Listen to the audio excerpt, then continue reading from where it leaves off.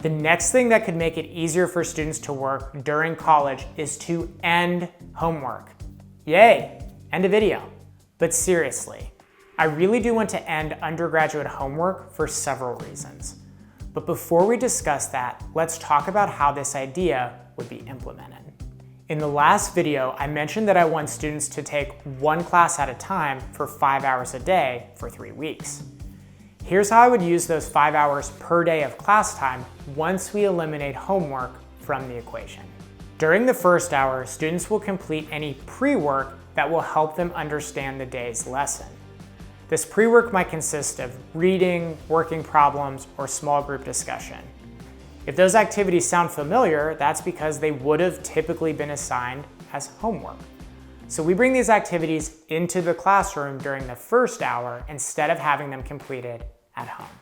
During the second hour, the professor teaches. The professor will use this time to clearly and concisely convey information to students. During the third, fourth, and fifth hours, the students will practice what they just learned. This could include researching, solving problems, doing lab work, presenting, debating, whatever. The difference between these hours and the second hour is that the students will be doing things instead of listening. So how does eliminating homework help students work during college? Well, as previously mentioned, it can be really hard to be both a full-time student and a part-time worker. One of the reasons this is so hard is time management. There are simply too many things to do in class and outside of class to juggle with work commitments. Eliminating homework eases this burden by ensuring that a student only has to worry about school during school hours.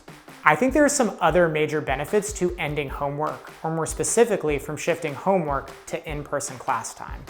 First, professors get 2 positives from this in that A, homework might be completed at a higher rate, and B, professors can more easily determine if students are learning the material because they can assess this in person.